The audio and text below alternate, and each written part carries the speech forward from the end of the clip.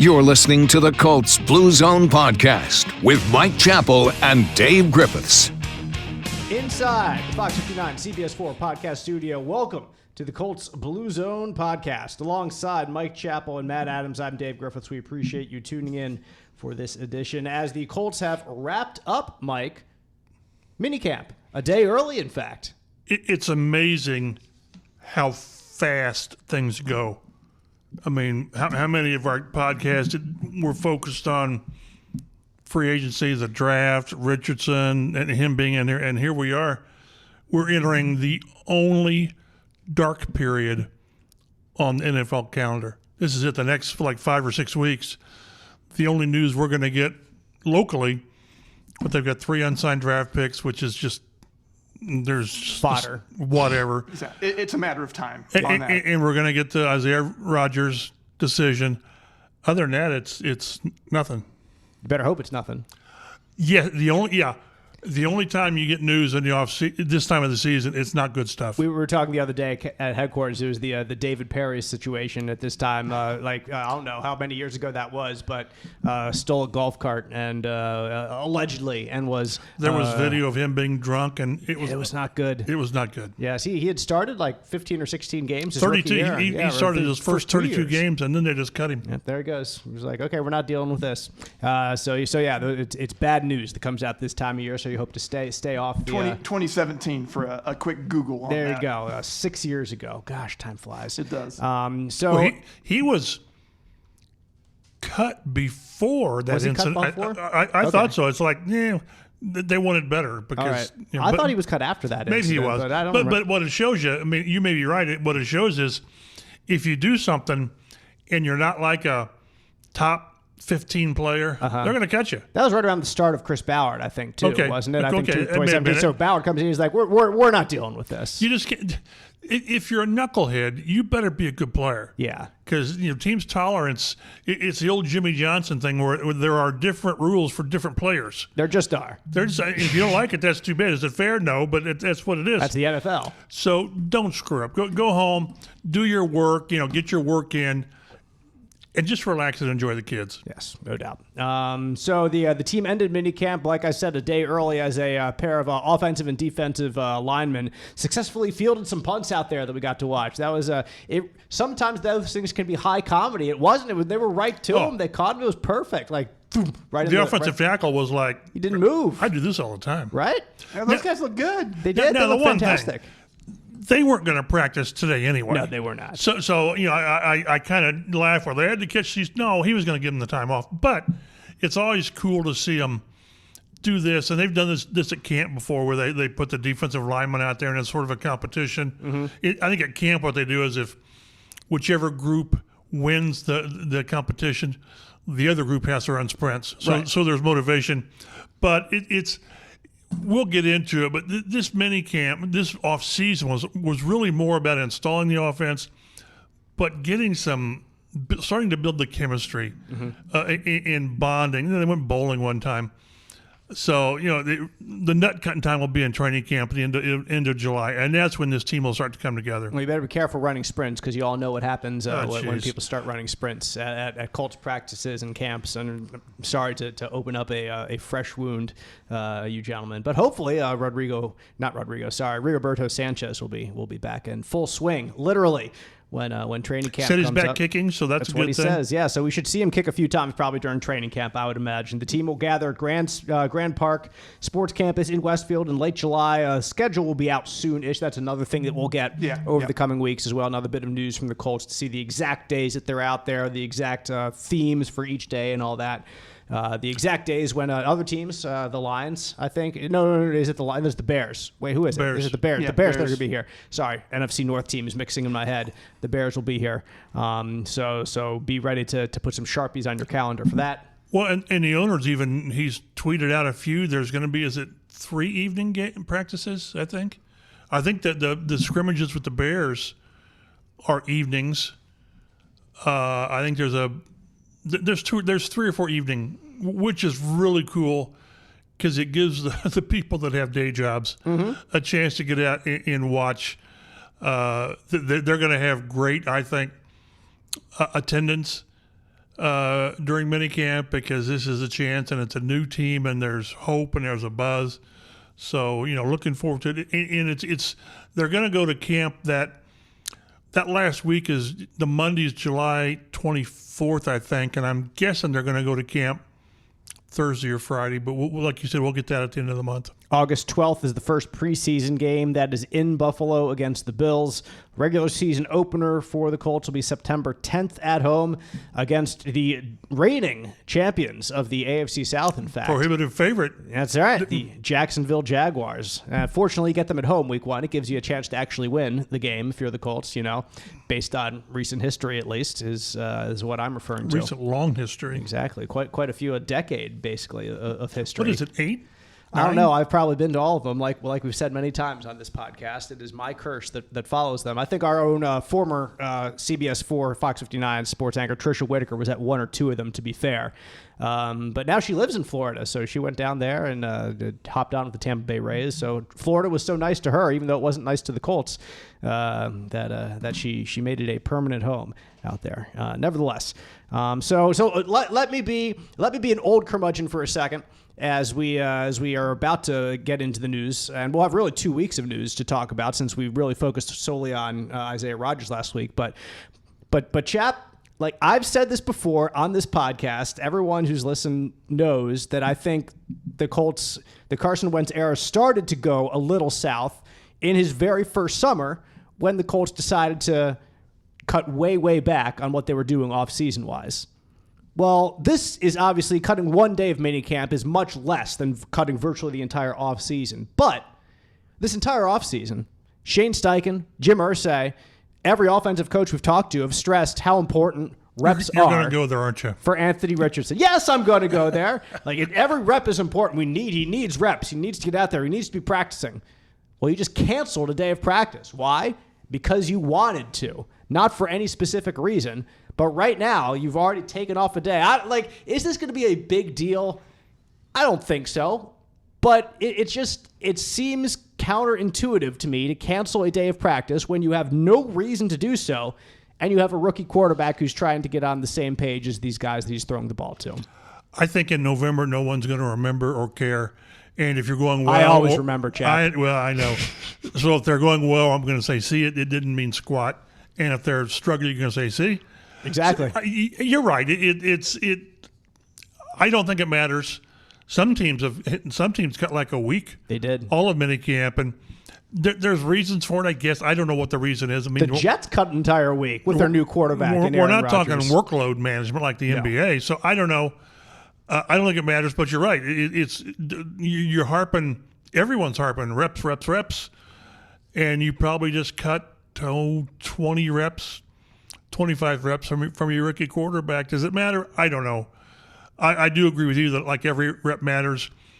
I've always wanted them just to get through off season without anything significant, and we've already had 2 significants with Rodgers and we'll get to it, Daniel Scott, the 5th round pick, tearing an ACL. Yeah, I might as well mention that. So that is the good thing about not practicing one more day is there's no chance to get anyone else injured. But it is rookie safety Daniel Scott, the 5th round pick, had tore his ACL during OTAs, and he's going to miss this entire season. Non-contact.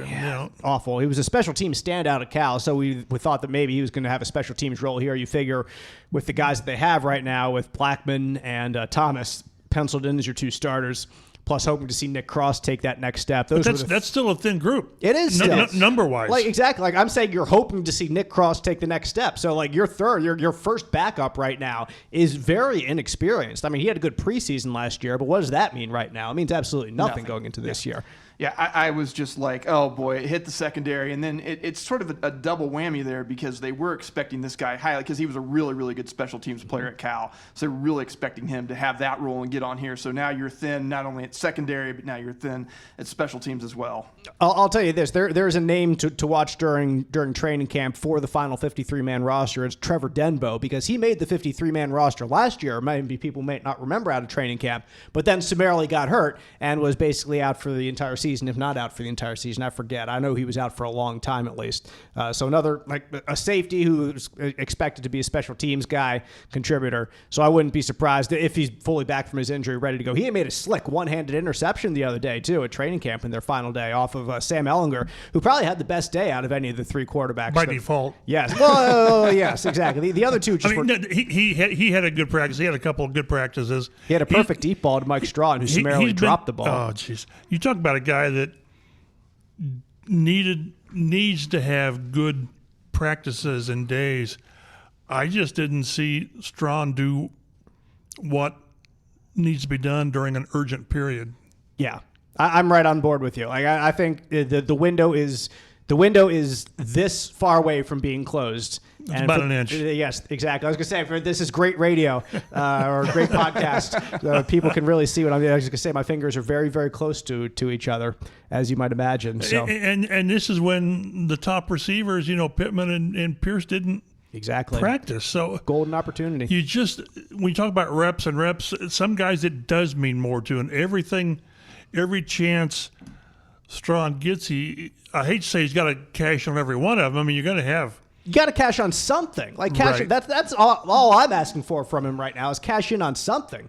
We've seen very little of him cashing in on the opportunities he's been given. At some point, he's got to make some sort of a leap. Yeah. To get onto that roster. I mean, he got on the roster last year, but almost by default with what they had at receiver. But, and he's so big and he's strong and he's fast, but it's just not clicking. And it stinks, man. The Colts. No, go ahead, Chap. I remember one of the things we talked about going into camp, things we wanted to see. And something you mentioned, I think top of your list was somebody flash. Mm-hmm. And I don't think anybody did. It was just a camp where you just didn't see anybody really take the bull by the horns. And a lot of the rookies didn't practice because of injuries. Mm-hmm. Richardson, I thought, was kind of what we anticipated. Right. Erratic, some really great moments, but I just didn't see anybody just jump out and say, look at me, I deserve to be here. Yeah, Richardson had a really big underthrow of Brashad Perriman as well in camp the other day. And for me, I would like to see him overthrow Brashad Perriman. Try to do that. Try to overthrow the guy who's the burner. And if that happens, you're like, okay, I can live with that. But underthrowing him by like 10 or 15 yards on a deep ball that allows three defenders to converge in on him was just not what I wanted to see in that scenario. But you're right. Like he has don't take this to mean that he's done nothing well. We've seen him do some good things and throw some impressive balls, and some from early in OTAs, finding like Kylan Granson on a play here, finding Ashton Doolin down the sideline there. Like there's been some good impressive things that we've seen from this quarterback group. So don't think I'm saying that it's been a disaster start to finish. But I think the times where we've turned our head and said wow have been more few and far between, which is not entirely unexpected with a rookie quarterback. Since you mentioned his name, I'll alter what I said. Kylan Granson flashed. He did. I thought he was pretty good from start to finish, which you need to see because you keep waiting for him to be that, 50-catch guy. I don't know. But I thought he probably, of anybody out there offensively, he had the best camp. He always made plays, I thought. So it was good to see from his point of view. And it is impossible, so don't ask us to judge the offensive line right now. Defensive line. Them too. If you come out and say, I saw – no, you didn't. You saw nothing. You saw the same five – you saw the same five guys line up.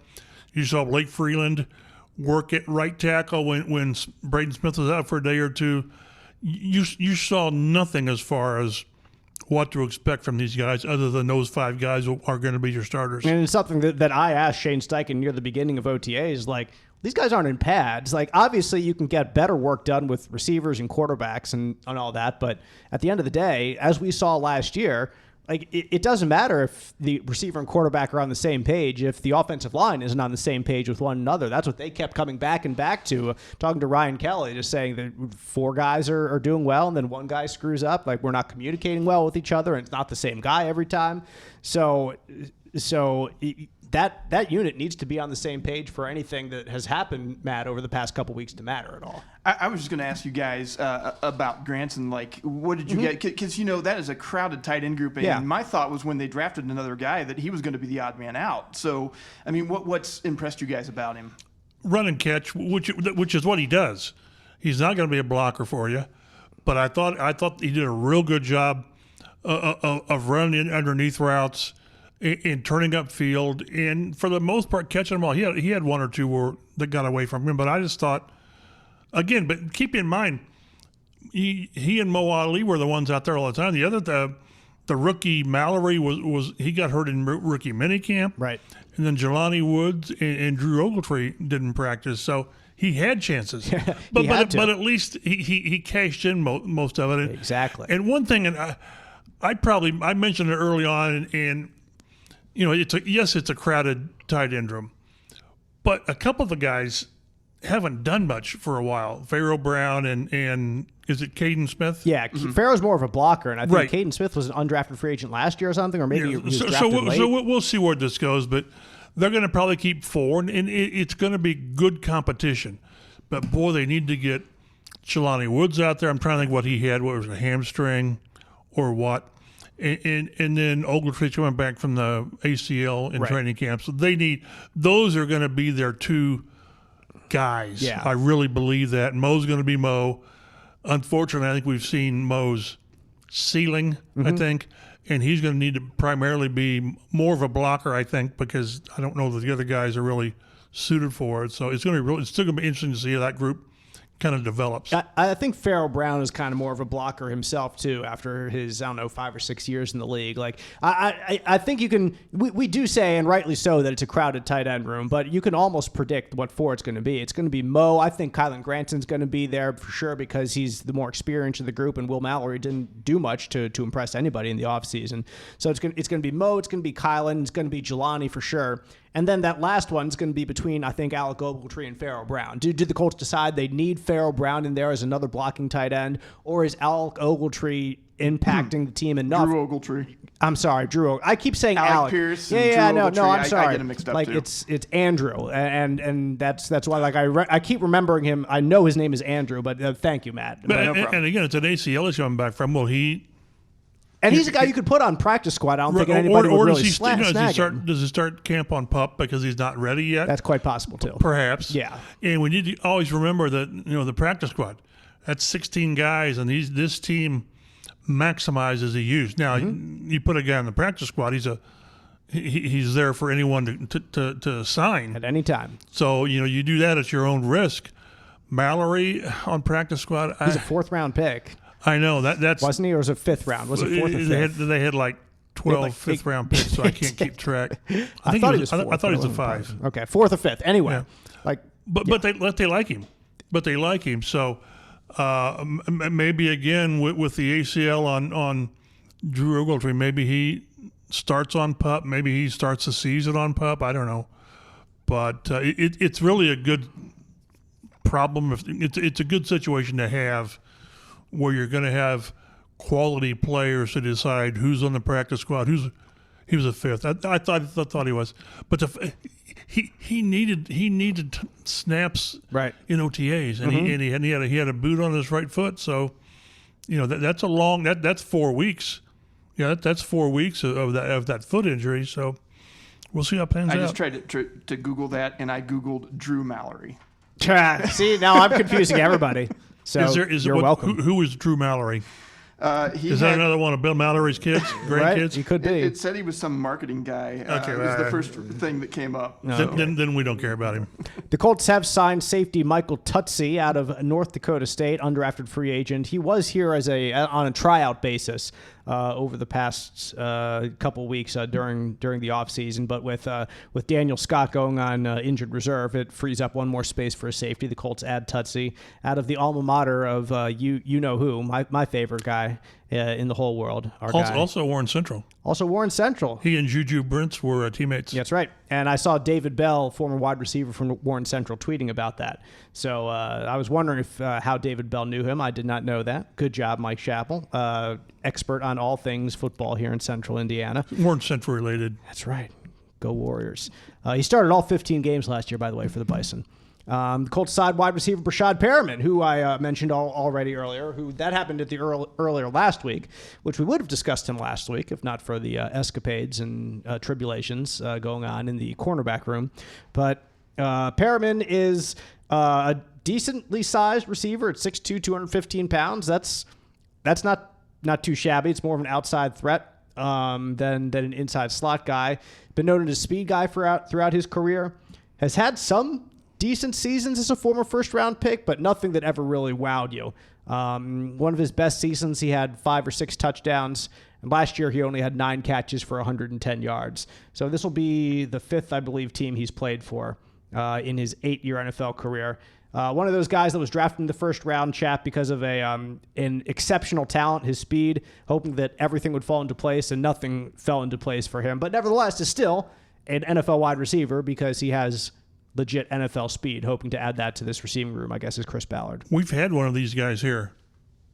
Is that so? Philip Dorsett. Yes. That's what caught my. Yeah. You're a first round pick and speed, and he, for his credit, he's still hanging around and making plays. But exactly, this one Perriman didn't really grab me much because, first of all, at this time of year, these guys are out there for a reason, as I always say, and but there's no risk involved. Mm-hmm. If he makes it, he makes it. If he doesn't, you say, okay, thanks for, and he can go home with a Colts jersey.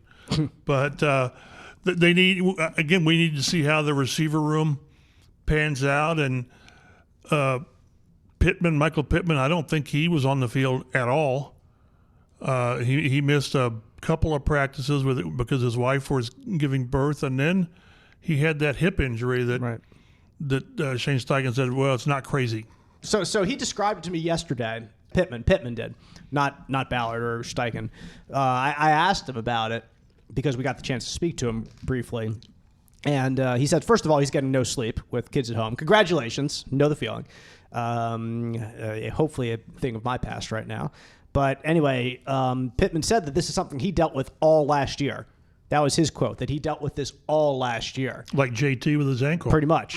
And so the question I basically posed was, has it been tough to sit on the sidelines, or have you been itching to get out there? Are you comfortable in the role you've been? He says, no. I've been fine sitting out because this bugged me all last season, and it was rough going through last season like this, so we need to do everything to make sure this is not an issue this coming season. Any surgery that he had? Didn't sound like it. No surgery, no. So, boy, if it's those nagging injuries. But, boy, if it's been bothering you, I guess if it's something that can be addressed, I don't want to say simply because some things can't be, but you always hate to have a guy who's been slowed and sidelines by things and you don't have it done. Right. And then come August or September, they have the procedure, whatever. You hope that's not the case. And I can't remember last year that I noticed his play impacted by a hip. I don't know. He was more impacted by crappy quarterback and offensive line play. I would agree. So we'll see. But again, he's not out there. And Josh Downs, for crying out loud, he had a knee. Now, again, I don't know whether that happened in rookie minicamp or what.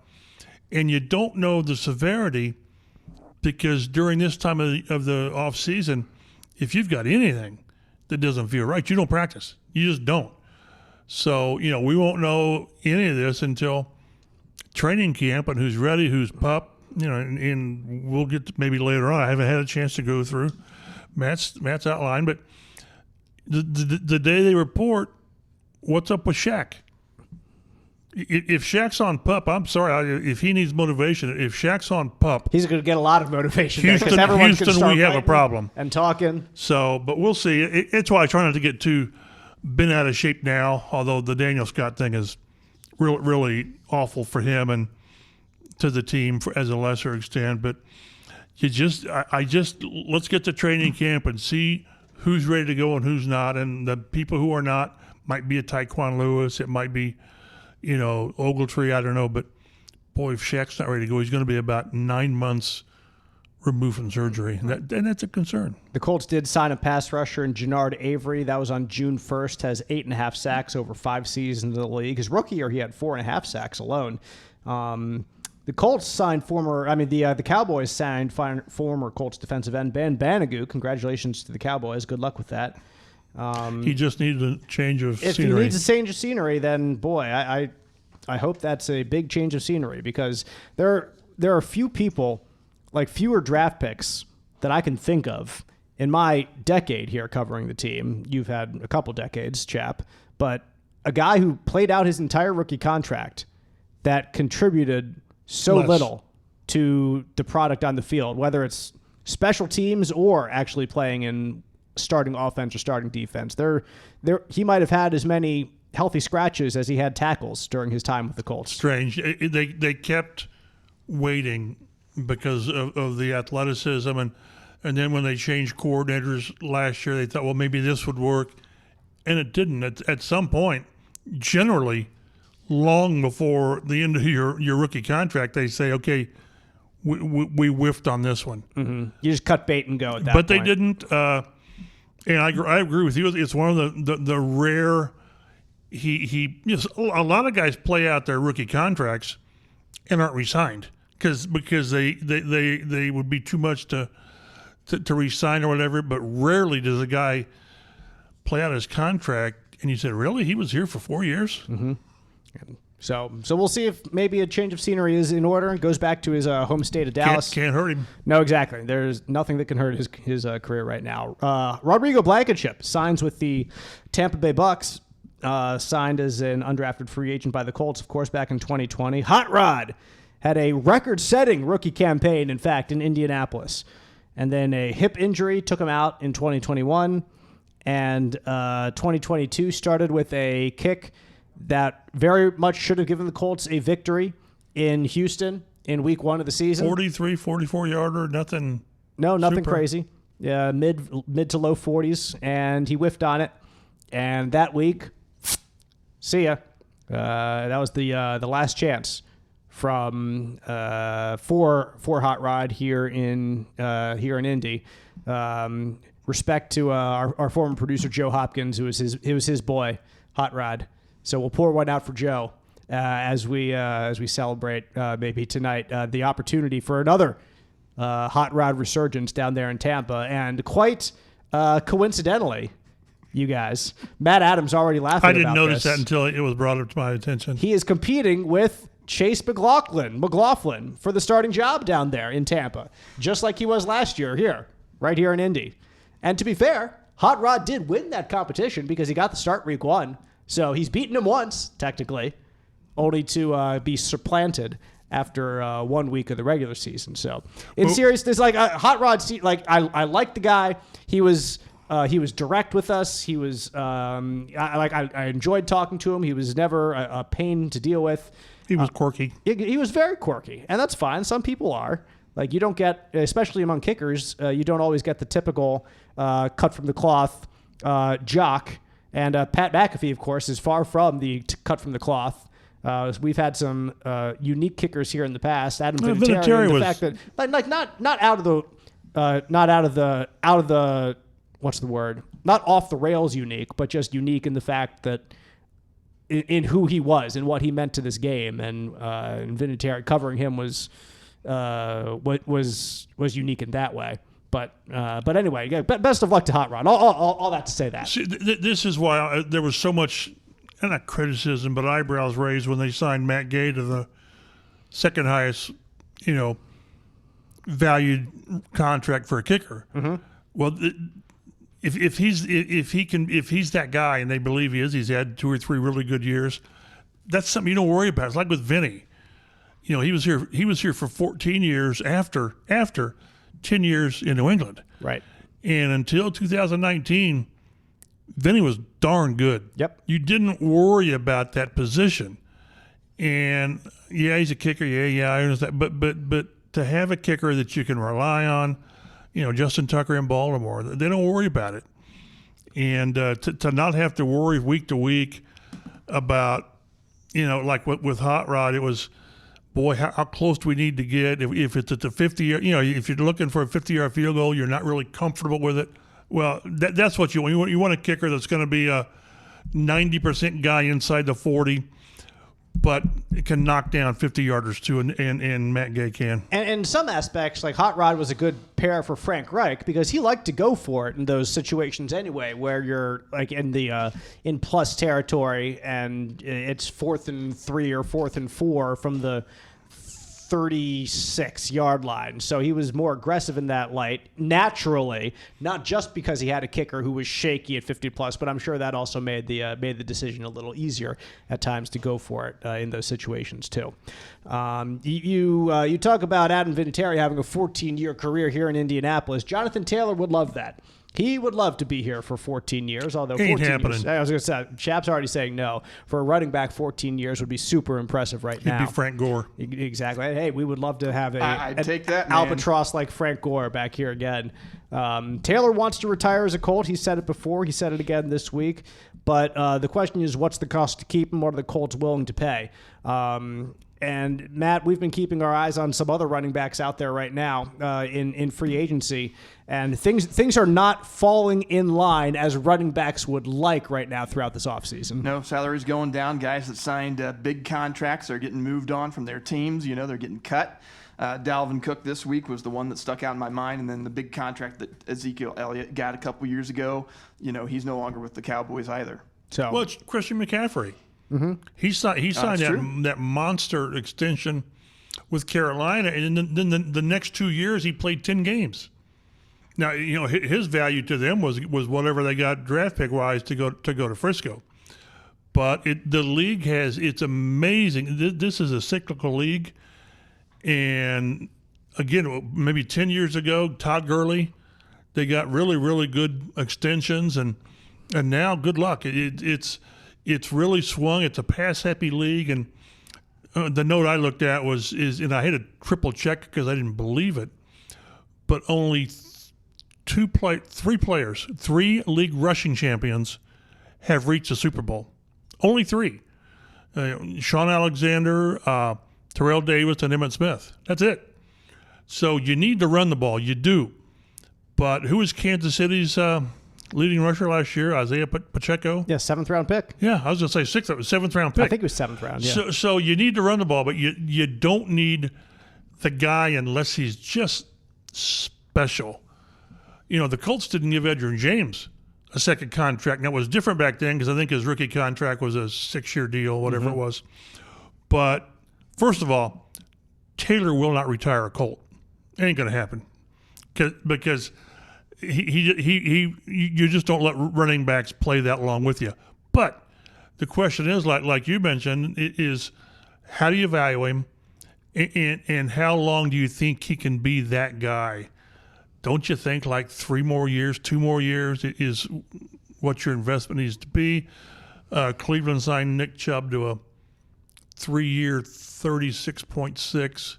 A little over, what is that? My math, is that 12 and a half? Yeah, a little over, yeah. That's what I think is reasonable. Now, if Taylor wants more than that, I don't know. But I think whatever contract you give him, it's got to be realistically a 2-year deal. Do all the number, flower it up all you want. But essentially with what your investment is 2 years.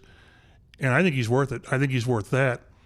But beyond that, running backs just don't have that strong of a shelf life now. And the problem is I just don't see a lot of motivation for the Colts to get a deal done right now because he hasn't done anything this offseason. Like, he had a bad year last year, and he's been hurt. You don't know what he is right now. You don't know how he's looking. You don't know how healthy he is. You hope he's healthy. You hope he's ready to go in training camp. But if you're the Colts, why would you give him right now a 3 or a 4-year deal, whatever it is, for $40 million? Because he's coming off a bad year, and he has been hurt. There's no impetus for them to push forward on him at all. Other than you re-sign your own guys. Exactly. You re-sign your own guys. Okay, whatever. Okay, fine. Right. Don't give me that. We re-sign our own guys. Fine. Well, you didn't re-sign Ben Bannigo. He was one of your guys. Okay. No, but seriously, like if you're going to give that much money, there's something different about re-signing one of your own guys. And even throughout this season, like even if Taylor has a really good year, like I could foresee a possibility that he finishes out this contract and he gets franchised next year, just like what happened to Saquon Barkley. Exactly, Saquon Barkley, Josh Jacobs, guys that did not get Tony Pollard did not get multi-year contracts done because they're asking for more. They want more. Like they've shown, they think that they're very valuable to their teams. They're asking for a certain number. The team is not willing to budge. And I can totally see that happening here. I could see, if you want to take that to the extreme, you franchise him 2 years. Right. The second year, of course, is a much more dramatic franchise tag. Well, I think this year the franchise tag's like a little over $10 million, and then the second franchise is like 120%. Yeah. Of an increase. So you're talking maybe 2 years, $24 million. Mm-hmm. And that the team would take that in a heartbeat. Right. I think so too.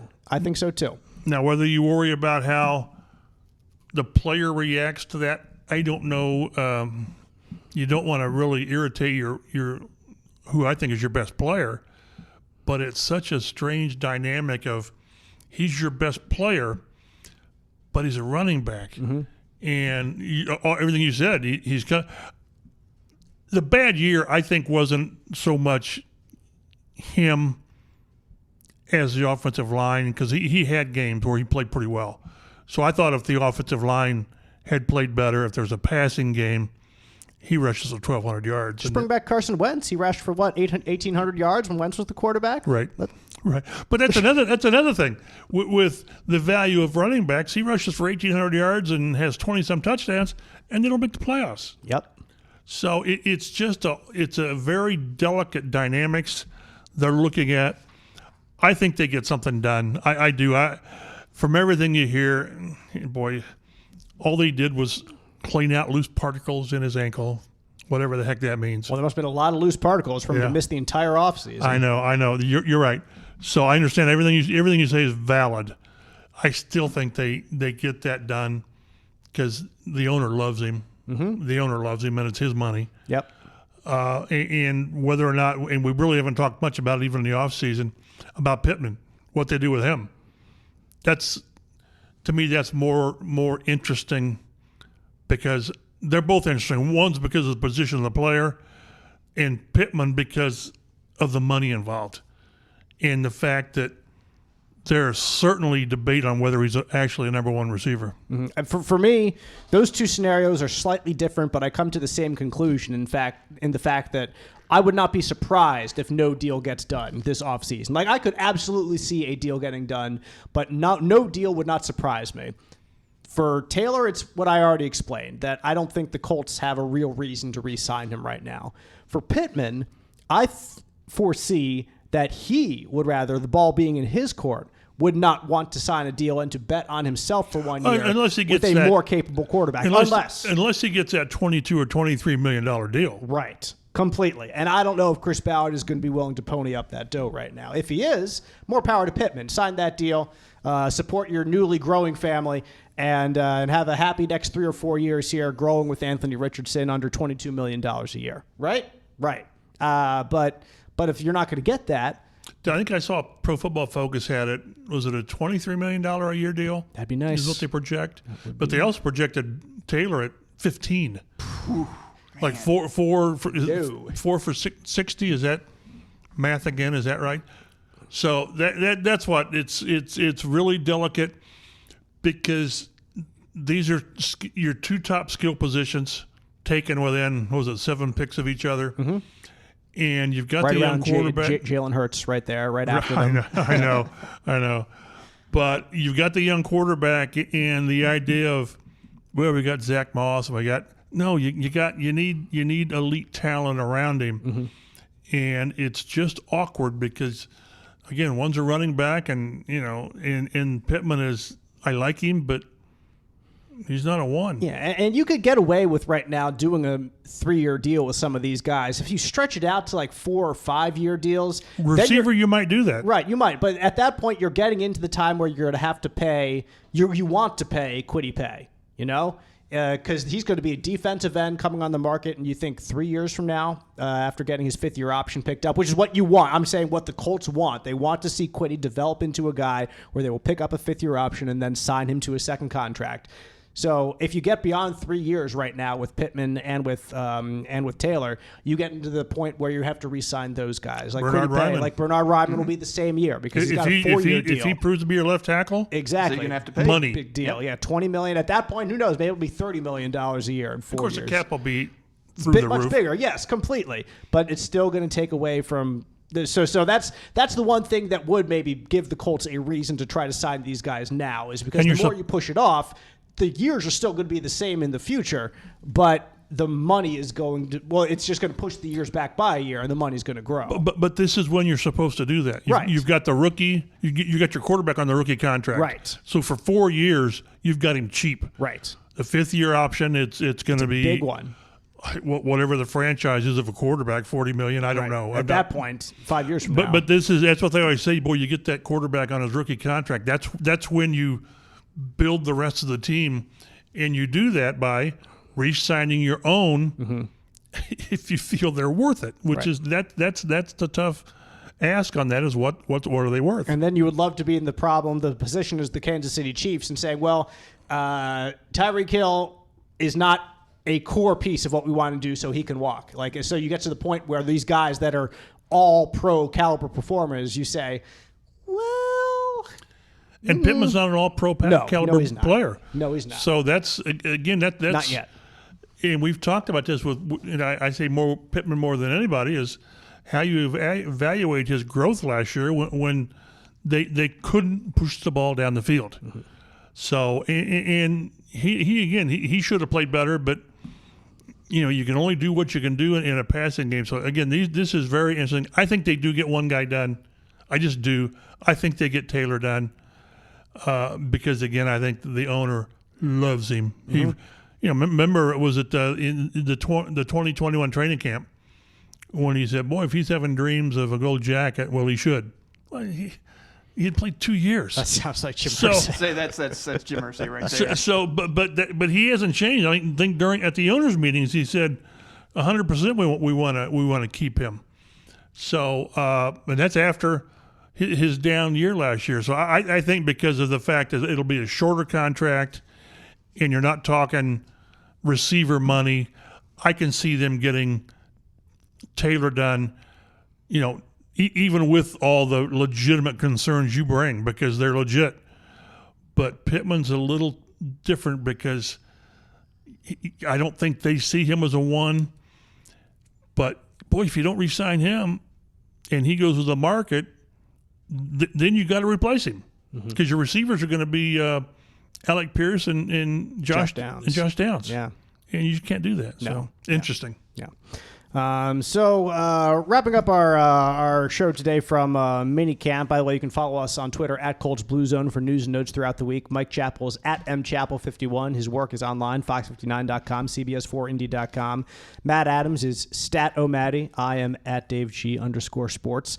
It was not the best minicamp for quarterbacks, Chapel. We touched on this earlier, but we can kind of wrap it up with what Shane Steichen had to say about them, saying that it needs to get better. So he was direct, and he didn't say too much more after that, as he is known to do, keep things quick and to the point. But just saying that the passing game needs to get better from where it was in training camp, which to one point should not be a surprise because you have a guy who's in his first year here with these wide receivers and another guy who is started 13 games in his college career who's here. So I'm not raising any red flags about this at all, saying that the passing game needs to get better.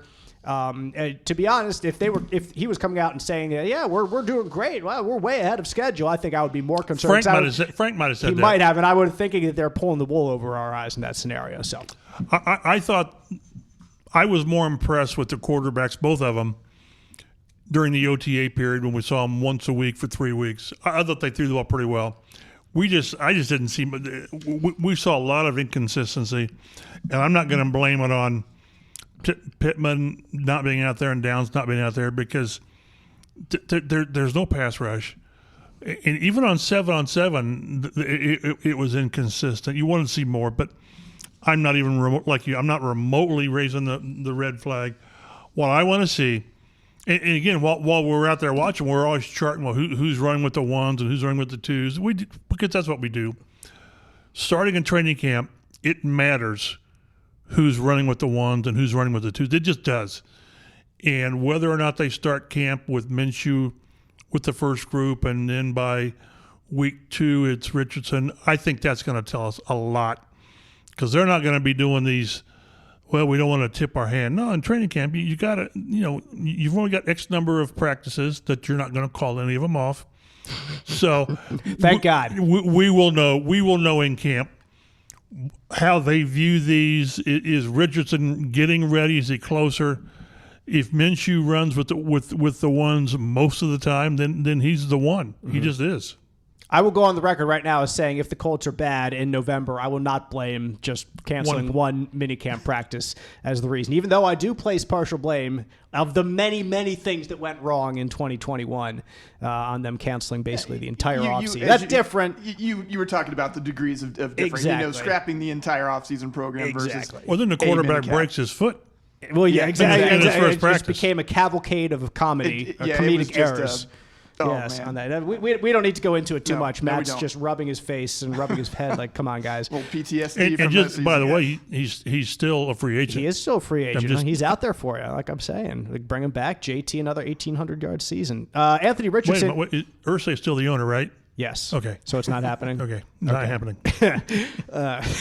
I have more likely a You're in chance that to boat be, all by yourself. I know. Row away. And I will. I row it proudly. Anthony Richardson is comfortable enough to be joking with all of us out there. One of the great introductory one-liners we've had. Yes, Chap was sitting there expecting a little bit of knowledge dropping from the rookie answering his first question, and he delivers an impeccably timed, "I'm just here so I don't get fined." And it was the delivery. Mm-hmm. It was because he thought about it, and because he said, then he laughed. He said, "I told my mom I was going to do that." So that's what you want. And I wrote about it. Is we're not going to know if he's the guy for months, maybe a year or two, if not an entire year and a half, right? Like to part of next season, and that's not entirely ridiculous. No, it's not. Again, and I think part of the franchise understands that. Again, 13 starts, 13. But there's not so much more because you've got to be the player. But other things, he is the face of the franchise. He, to a lot of extent, is the voice of the franchise. He's the personality of the franchise. And to see him interact with the media, and that can be overblown. It can. But to show how at ease he is with himself, I was probably more impressed with that than anything. He wasn't bombastic. He wasn't bragging, but he just kind of gave you of himself, and I was impressed with it. And that's part of the job, is being the spokesman of the franchise. Mm-hmm. One of the big changes he says so far, just in his brief time now in OTAs and minicamps, is just tighter windows, especially in the red zone. Like you've said before with Peyton Manning's first day, like there's a guy out there, he doesn't throw the ball. It comes to the offensive coach on the sideline. I don't know if it was Tom Moore or if it was somebody else. Maybe it was Bruce Arians. It's Bruce Arians, yeah, that's right. And he says, "Why didn't you throw the ball?" Well, guy wasn't open. Arians says, "It is open in the NFL, In the NFL, that's open." Yeah, right. And in the red zone, it's just amplified, completely amplified. Because it gets so difficult to score down there. Where he's going to run into sort of conflict, like all quarterbacks, maybe particularly young ones, is they're going to stress to him, protect the ball, protect the ball, protect the ball. Mm-hmm. Yet you've got to be aggressive, and when those tight windows are open, you've got to take your shot. So again, any Frank Reich all the time he was here, it was protect the football. Even with Carson Wentz, it was 27 of 7. Mm-hmm. I mean, right. It's still one of the all-time incredible numbers. Mm-hmm.